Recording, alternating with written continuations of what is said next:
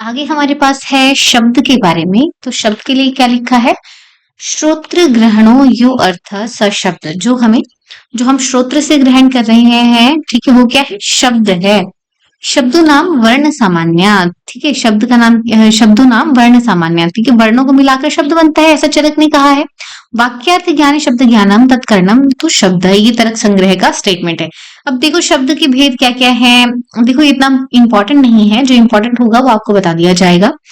ध्वनियात्मक या तो शब्द होंगे जो वाद्य यंत्रों से निकलते हैं, और वर्णात्मक होते हैं जैसे प न घट। ये सब क्या है? शब्द है। सार्थक कुछ शब्द होते हैं, कुछ निरर्थक होते हैं। सार्थक जिनका कोई अर्थ है, रोटी है, पानी है, दानी है। ठीक है, इनसे इनको इनको बोलने पे जो है समझ आएगा कुछ चीज की हाँ ये क्या है क्या नहीं है। और निरर्थक जो है शब्द रहेंगे कुछ, जैसे सोटी वाणी, इसका कोई मतलब ही नहीं है, मीनिंगलेस। ठीक। कुछ जो है हमारे थर्ड पार्ट में क्या कह रहे हैं? दृष्टार्थ, अदृष्टार्थ, सत्य और अनित्य। ये आचार्य चरक ने शब्द कहा है, कहाँ पे बताया है? चरक विमान 8वें शब्द के लिए कहा है। कैसे कैसे शब्द होते हैं? दृष्टार्थ, जिनका एग्जाम्पल दे सकते हैं। अदृष्टार्थ सत्य है और अनृत है, सच और झूठ। ठीक। नेक्स्ट देखो वाक्य क्या है? वाक्य क्या है? पदों का ऐसा समूह जो आकांक्षा, योग्यता और सानिध्य से युक्त हो। आकांक्षा मतलब जो दूसरे लेटर की भी अपेक्षा रख रहा है, जैसे पर्वत पे पेड़ लगे हुए हैं। ठीक है, तो पर्वत पे पेड़ लगे हैं, कहाँ पेड़ लगे हैं उसकी अपेक्षा रख रहा है। योग्यता उसमें है कि हाँ सेंटेंस समझ आ रहा है कि नहीं, और सन्निधि है इसमें। ठीक है, आकांक्षा के बारे में इन्होंने आगे लिखा है, इतना इसको डिटेल में देखने की जरूरत नहीं, हिंदी वाला पार्ट देखेंगे। एक पद दूसरे पद के बिना अन्वय बोध न करा सके। ठीक है, यही उन पदों की परस्पर आकांक्षा है, कि यानी कि एक दूसरे से रिलेटेबल वो हो। अगर एक को नहीं बोला तो दूसरे का नहीं पता चलेगा, तो वो है आकांक्षा। योग्यता क्या है? अर्थ अबोधो योग्यता, वाक्य के अर्थ का बाधित नहीं होना, मतलब हमें मीनिंग जो है समझ आ रहा है, तो वो क्या है? वाक्य योग्य है, योग्यता उसकी करेक्ट है। ठीक है, यथा आग से सींचता है, तो ये योग्यता नहीं है, आग से थोड़ी ना कोई सींचेगा, पानी से सींचेगा। नेक्स्ट है सन्निधि। सन्निधि जो है वाक्य के लिए कहा था कि वाक्य में क्या युक्त होता है? सन्निधि भी है। तो इसके लिए क्या कहा है? हिंदी में देखेंगे, बिना विलंब किए पदों का उच्चारण करना है सन्निधि, यानी कि हम बहुत ज्यादा गैप नहीं दे रहे हैं। ठीक है, या फिर अनइवन गैप नहीं दे रहे हैं, वो हमारा क्या है? सन्निधि है। नेक्स्ट देखो क्या है? शब्द अर्थ या वाक्यार्थ बोधक वृत्तियां। ठीक है, शब्द शक्ति के भेद कितने हैं? 4 हैं। वाक्यार्थ बोधक वृत्तियां कितनी हैं? 4 हैं। या शब्दार्थ कितने हैं? 4 हैं। अभिध्या, लक्षण, व्यंजना, तात्पर्याख्या। ठीक है, शब्दार्थ कितने हो गए? 4 हो गए। अविद्या क्या है? सांकेतिक मुख्यार्थ का बोधक, कि राम खाना खाता है। कौन खाना खा रहा है? राम खाना खा रहा है, तो सांकेतिक है ये, है ना, मुख्यार्थ का बोधक है। नेक्स्ट है लक्षणा। लक्षणा के लिए क्या कहा है? अर्थावबोध से अतिरिक्त। ठीक है, अर्थावबोध से अतिरिक्त अर्थावबोध का होना, मतलब जो हम लिखा नहीं है उसमें सेंटेंस में जो मतलब आ रहा है, उससे जो हमारा मीनिंग है वो अलग है। ठीक है, जो हमें समझना है वो अलग है और सेंटेंस में लिखा कुछ और है। जैसे गंगा में झोपड़ी है, तो गंगा नदी में तो झोपड़ी नहीं हो सकती, यानी कि उसके कहाँ होगी? तट पर झोपड़ी होगी। ठीक है, तो जो सेंटेंस में लिखा है दैट इज डिफरेंट, और जो हमने समझना है वो लक्षणा है। ठीक है, दैट इज डिफरेंट। नेक्स्ट देखो व्यंजना है। व्यंजना में क्या है? वाच्यार्थ या लक्ष्यार्थ से अतिरिक्त किसी तीसरे अर्थ का बोध होना, कि हम बोल कुछ रहे हैं बट मतलब हमारा कुछ और है। कि बालक ने बदमाशी की, ठीक है, कुछ शरारत कर दी, उसकी माँ जो है क्रोध में बोल रही है, आजा मैं तुझे स्नेह करूं, कि आजा मैं तुझे प्यार करूं। तो वो उसके बोलने का बोल तो रही है कि हाँ आजा मैं तुझे प्यार करूं, बट वो प्यार थोड़ी ना करेगी, वो वहां पे उसको डांटने वाली है। नेक्स्ट देखो क्या है? तात्पर्याख्या। तात्पर्याख्या क्या कह रहे हैं? प्रसंग संदर्भ के अनुसार वाक्य का अर्थ लगाना। ठीक है, किस कॉन्टेक्स्ट में बात चल रही है उसका मतलब उस हिसाब से लगाना। अब यहाँ क्या लिखा है? सैंधव माने। ठीक है, सैंधव माने से जब खाने की टेबल पे बैठे हैं तो वहां पे सैंधव अर्थ करेंगे, सैंधव लवण का। और युद्ध कर रहे हैं कहीं पे, तो वहां पे सैंधव अश्व का नाम अधिग्रहण करेंगे। ठीक। नेक्स्ट देखो क्या है? शक्ति गृह, संकेत गृह के उपाय कितने होते हैं? 8 होते हैं। व्याकरण, उपमान, कोश, आप्त वाक्य, व्यवहार, वाक्य शेष, विवृति, सानिध्य। इतने याद करने की जरूरत नहीं है, बस एक बार रीड करके इसको छोड़ दो। उपमान प्रमाण के लिए देखो क्या लिखा है। अब ये चरक विमान की यहाँ पे स्टेटमेंट है। चरक विमान में क्या लिखा है? औपम्यम नामम यद अन्यस्य सादृश्यम अधिकृत्य प्रकाशनम। ठीक है, किसी और से सादृश्य करके आप जो है क्या है बता रहे हो, अपने प्रमाण को सिद्ध कर रहे हो, दैट इज उपमान प्रमाण। प्रसिद्ध साधर्म्यात साध्य साध्य नाम उपमानम। ठीक है, किसी प्रसिद्ध जो वस्तु है उसके साथ साधर्म्यता लगाकर आप जो है क्या है उपमा देकर आप अपनी बात को सिद्ध कर रहे हो, वो है हमारा उपमान प्रमाण। ये न्याय दर्शन कह रहे हैं। वैसे ही अदर डेफिनेशंस हैं। उपनीतिकरणम, उपमानम, तर्क संग्रह ने कहा। अतिदेश वाक्यार्थम, स्मरण सहकृतम, गौ सादृश्य विशिष्ट पिंड ज्ञानम उपमानम, ये लंबा सा किसने कहा है, तर्क भाषा ने कहा है, ठीक है, इतना इंपॉर्टेंट नहीं है। आगे देखो उपमान के लिए क्या है, जो चरक का डेफिनेशन है दैट इज इंपॉर्टेंट, ठीक है, न्याय दर्शन का भी आप देख लेंगे। नाम आगे देखो उपमान के भेद कितने हो जाते हैं, उपमान के भेद 3 हैं। क्या कह रहे हैं, साधर्म्य होगा या तो वैधर्म्य हो गया, या तो धर्म मात्र उपमानम होगा। साधर्म्य में क्या है, जैसे यथा गौ तथा गवय गवय, ठीक है, यथा गौ तथा गवय, ठीक है, गाय से गवय का यहाँ पे रिलेशन साधर्म्य में बोला है। वैधर्म्य में क्या है, हाथी घोड़ा जो है वो क्या है, अलग अलग है, ठीक है, जैसे गाय है वो वैसा बाकी गौ समाज होगा, ठीक है, बाकी गाय होंगी, ये तो साधर्म में हो गया। वैधर्म में क्या हुआ, जैसा हाथी है वैसा घोड़ा नहीं होगा, ठीक है, वो डिफरेंट होंगे। और धर्म मात्र उत्पन्नम, इसमें क्या है, विलक्षणताओं और विचित्रताओं को सुनकर अनुमान लगाना की, मतलब हम एक स्पेसिफाई कर रहे हैं कि लंबी गर्दन वाले लंबे पैरों वाला क्या होता है, ऊंट होता है। इसी तरह से हम बोलेंगे लंबी जड़ें जिसकी टहनियों से निकली होती हैं नीचे को और जमीन में जाती हैं, वो कौन सा पेड़ है, बरगद का पेड़ है, ठीक है। तो धर्म मात्र उपमानम, ये इसके अंदर उपमान के भेद में आया। नेक्स्ट अर्थापत्ति है हमारा, तो अर्थापत्ति के लिए क्या लिखा है, ये क्या होता है, संतर्पण साध्य व्याधि नहीं है, अवतर्पण साध्य है। इस तरह का यहाँ पे स्टेटमेंट एक दिया हुआ है कि जो आपने लिखा है, आपने एक स्टेटमेंट दिया बट हम उससे अपोजिट की भी अर्थापत्ति लगाएंगे, ठीक है। क्या लिखा है, अर्थ प्राप्ति नाम यत्र एकेन उक्तेन अपरस्य अर्थस्य अनुक्तस्य अपि सिद्ध, कि आपने एक वाक्य प्रयुक्त किया उससे हमें दूसरे का पता लगाना है, ठीक है। संतर्पण हम कह रहे हैं कि ये जो है संतर्पण साध्य व्याधि नहीं है, इसका मतलब क्या होगा, हमें क्या कराना है, यहाँ पे अवतर्पण कराना है, अवतर्पण साध्य वो व्याधि है। और एक एग्जाम्पल दिया है, मोटा देवदत्त दिन में नहीं खाता, मतलब कब खाता है, वो मोटा तो है, खाता तो होगा, तो रात्रि में खाता है, ठीक। आगे क्या कह रहे हैं, चरक ने प्रमाणों के विवेचन में परीक्षा शब्द का प्रयोग किया है, न कि प्रमाण शब्द का प्रयोग किया है, ऐसा ये कह रहे हैं। आचार्य चरक ने अर्थापत्ति को अर्थ प्राप्ति नाम से लिखा है, इसमें डाउट है थोड़ा। इंद्रिय का अपने अधिष्ठान से बाहर जाकर विषय का ग्रहण करना इंद्रिय की प्राप्य कारिता कहलाती है। अब अधिष्ठान से बाहर कैसे जाएगी, अब हम देख रहे हैं किसी वस्तु को दूर से देख, दूर वाली वस्तु को देख रहे हैं, तो अभी हमारी इंद्रिय क्या है, बाहर काम कर रही है, अपने अधिष्ठान से बाहर काम कर रही है, दूर की वस्तु को देख रही है, ठीक है, तो वो क्या है, इंद्रियों की प्राप्यकारिता है। नेक्स्ट देखो क्या लिखा है, किसी वस्तु के एक देश का ज्ञान ना होकर उसके समग्र स्वरूप का ज्ञान होना क्या है, संभव प्रमाण है। कि सिर्फ उसका एक पार्ट का ना करके ज्ञान, उसके पूरे रूप का हमने ज्ञान किया तो वो क्या है, वो है हमारा संभव प्रमाण। स्मृति को आत्मा का धर्म कहा गया है, ठीक है, स्मृति को आत्मा का धर्म कहा गया है, आत्मा में स्मृति है। नेक्स्ट क्या कह रहे हैं, अब कारण की बात चली तो कारण के लिए क्या कहा, तत्र कारणम नाम तद यत् करोति स एव हेतु स कर्ता, ठीक है। ये चरक विमान का स्टेटमेंट है, कारण को क्या कहा है, तत्कारणम नाम यद करोति, ठीक है, जो करता है स एव हेतु, वही हेतु है, वही करता है, ठीक है, ये क्या है, हमारा कारण है। और तर्क संग्रह क्या कर रहे हैं, कार्यम नियत पूर्व प्रवृत्ति कारणम, सत्य पदार्थी क्या कह रहे हैं, कार्य उत्पादकतम कारणम। और भी कारिकावली में क्या स्टेटमेंट आई है, अन्यथा सिद्धि शून्य से नियता पूर्ववर्तीता कारणत्वम भवेद तस्य त्रैवितम परिकृत्यतम, ठीक है। इतना ये वाला तो नहीं पूछा गया है कभी, बट आप इनको बाकियों को देख सकते हैं एक बार, चरक वाला आपको ध्यान में रखना है। कारण भेद यहाँ पे बताए हैं, कारण भेद कितने होते हैं, 3 होते हैं, समवायी कारण, असमवायी कारण और निमित्त कारण। तो समवायी कारण के लिए क्या लिखा है, यत् सम्मितम कार्यम उत्पद्यते तत्समवायी कारण, की जैसे तंतुपट का समवायी कारण है, यानी कि जो थ्रेड उसमें लगे होते हैं कपड़े में, वो क्या है, समवायी कारण है, थ्रेड के बिना तो कपड़ा है ही नहीं, ठीक। असमवायी कारण क्या है, इसको हम जनरल समझेंगे, और जो यहाँ पे रोगावस्था में समझने वाला है वो आपको ध्यान में रखना है। असमवायी कारण क्या हुआ, कार्येण कारणेन वा सही कस्मिन अर्थे संवेतम सत्कारणम समवायी कारणम, यानी कि तंतु संयोग हुआ पट का, ये पट का असमवायी कारण है।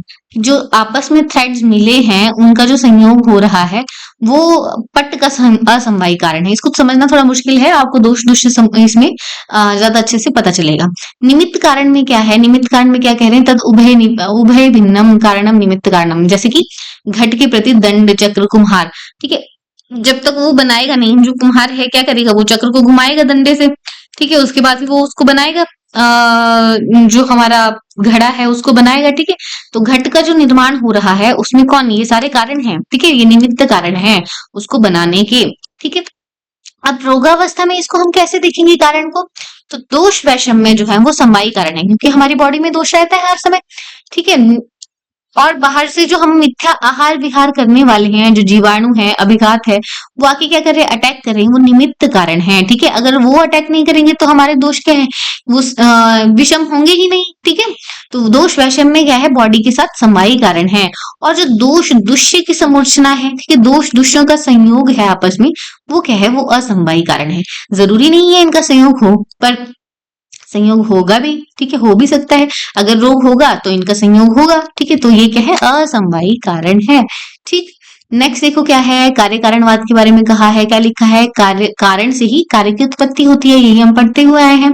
सत कार्यवाद के लिए क्या हम याद रखेंगे, सत्य की क्या होती है, आस सबको होती है, सत्य की आस सबको होती है। तो किस किसने माना है, आयुर्वेद और सांख्य ने सत्कार्यवाद को माना है। इसका मतलब क्या है, उत्पत्ति से पूर्व कार्य की सत्ता कारण में रहती है। ठीक है, उत्पत्ति से पहले कार्य कार्य की सत्ता जो है कारण में रहती है, कि जो हमारा सीड है वो क्या है, अभी पेड़ नहीं बना है, बट उसकी सत्ता जो है, पेड़ बनाने की जो कैपेसिटी है वो इस सीड में है। ठीक है, यही बात यहाँ कर रहे हैं।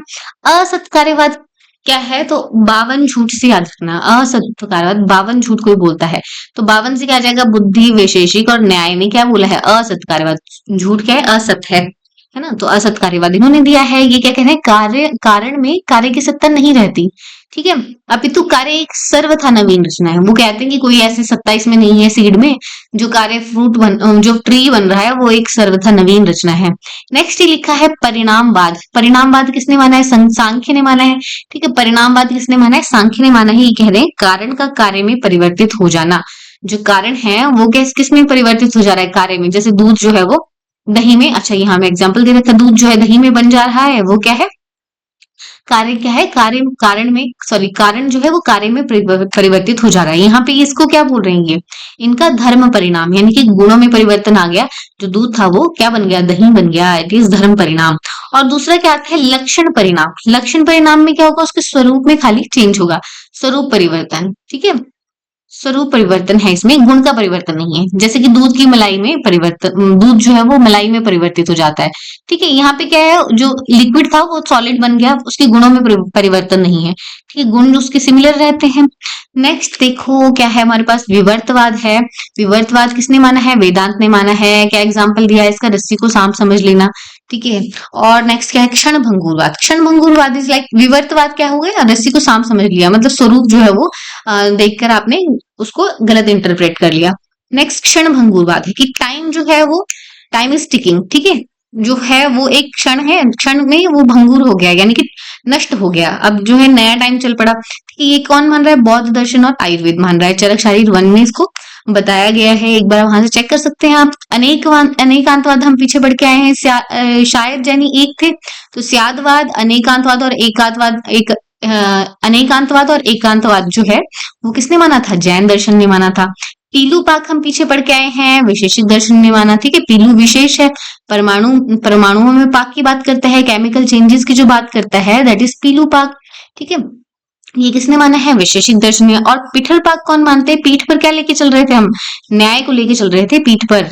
ये अवयवी संपूर्ण घट में पाक जो है एक साथ होता है, ये फिजिकल चेंज के बारे में बात करता है। ठीक है, केमिकल लेवल पे कौन बात कर रहा है, हमारा विशेषिक दर्शन बात कर रहा है, ये है पिल्लू पाक।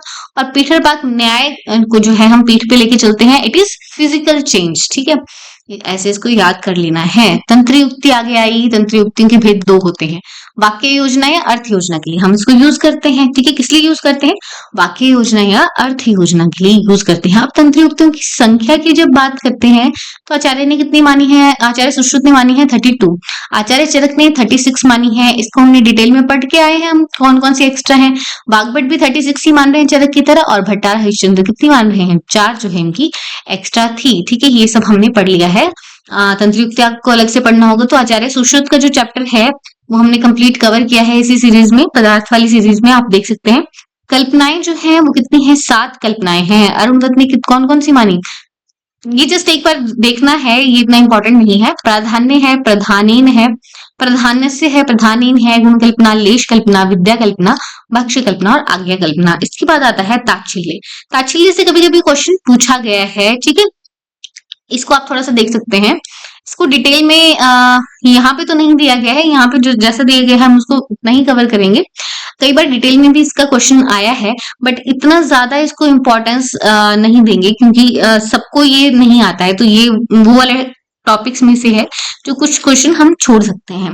ठीक है, अनुक्त विषय का अनुषंग द्वारा ज्ञान प्राप्त करना क्या होता है? ताच्छल्य होता है। अनुक्त विषय है जिसको हम ज्यादा नहीं जानते, अब उसका अनुषंग द्वारा हम ज्ञान प्राप्त करेंगे, वो है ताच्छल्य। तो ताच्छल्य 17 प्रकार का है। ठीक है, 17 तरह से हम ज्ञान प्राप्त कर सकते हैं। पहला है ताच्छल्य, दूसरा अव्यय, फिर विकार, सामीप्य, भूयस्थ, प्रकार, गुणी गुण विभाग, संसक्तता, तद्वत धर्मता, स्थान, तादर्थ्य, साहचर्य, कर्म, गुण निमित्ता, चिष्ट निमित्ता, मूल संज्ञा और तात्स्य। ठीक है, ये सब क्या है? ये ताच्छल्य बताए हैं। नेक्स्ट हम आते हैं अर्थाश्रय पे। तो अर्थाश्रय के लिए क्या लिखा है? शब्दों, वाक्यों एवं भावों की संगति बैठाना इस अर्थाश्रय। कि जो हमारे वर्ड्स हैं, ठीक है, वर्ड से बनता है वाक्य, वाक्य के बाद क्या उसका भाव निकल रहा है। ठीक है, इन सब की संगति बैठाना क्या है? अर्थाश्रय है। इनकी संख्या अरुंधत ने कही है 20 और तंत्र युक्तिकार कितनी कहते हैं? 21 कहते हैं। इन्होंने उपधा लोप भी इसमें ऐड किया है। तो इसकी काउंटिंग जो है यहाँ पे दोबारा से बता दिया है कौन कौन से हैं। आदि लोप, मध्य लोप, अंत लोप, उभय पद लोप, आदि मध्य अंत लोप, और क्या है? सर्वलोप जो है आदि मध्य अंत लोप में हुआ। कि आगे का भी मिसिंग है, बीच का भी, अंत का भी। ठीक है, तो ये क्या हो गया? सर्वलोप हो गया। उपधा, वर्णोपजनन, ऋषि क्लिष्ट, तंत्र शैली, तंत्र संज्ञा, प्राकृताख्य, सामान्य तंत्र प्रत्यय, परतंत्र प्रत्यय, हेतु हेतुक धर्म, कार्य कारण धर्म, आद्यंत विपर्य, शब्दान्वय, प्रत्याख्य धर्म, उपनयन, संभव, विभ। ये 21 यहाँ पे क्या हो गए? संख्या हो गई इसकी अर्थाश्रय की। आगे देखो, तंत्र के गुण हैं, ये कितने बताए हैं? 18 बताए हैं। कहाँ बताए हैं? चरक विमान में बताए हैं। ठीक है, चरक विमान में तंत्र के गुण बताए हैं। कितने बताए हैं? 18 बताए हैं। तंत्र के दोष कितने हैं? 14 हैं।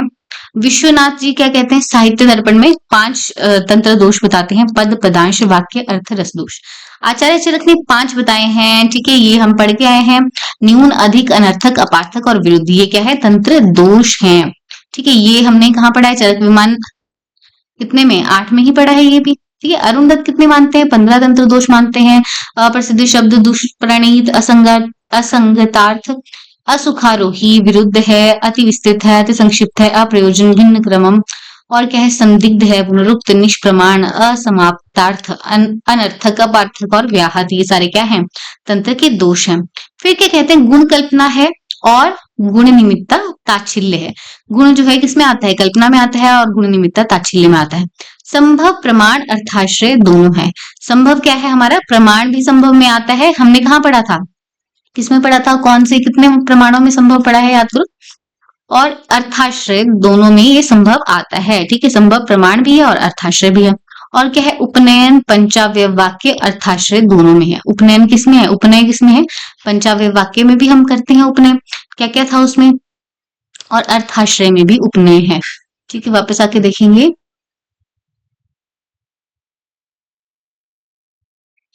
यहाँ पे हमने उपनय के बारे में भी पढ़ा था।